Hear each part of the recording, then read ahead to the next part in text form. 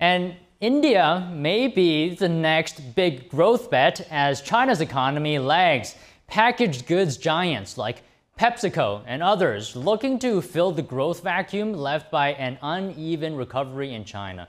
The chief economist at Annex Wealth Management says that, quote, the last decade had companies focused on selling into China. The next decade is about selling into India. And earlier, I spoke to Santosh Rao. He's the head of research at Manhattan Venture Partners for further insight. I want your thoughts on this. In what way has India become more attractive compared to China? Absolutely. Thank you for having me. Well, I think India is a great market, and this has been telegraphed very well.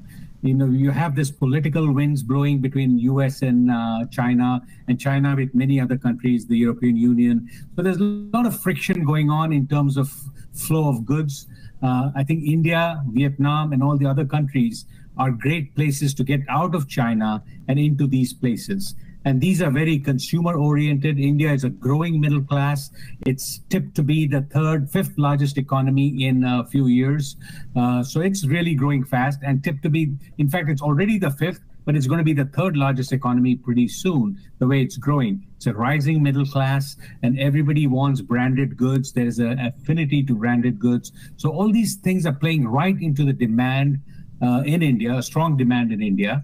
And so it's totally understandable. The IT boom in India, the pharmaceutical boom in India, and all that has really solidified the demand side of the equation in India. And that's why you're seeing that. They're moving out and there is no friction. It's a democratic country. You can go in and out, and they have really refined the tax laws. So it's very simple now. So I think they've made it very easy for multinationals to enter India and do business there. And that's why you're seeing that break away from China. Right. Okay. So, I mean, China previously has always been considered a place of growth, you know, for investors. So what happened here?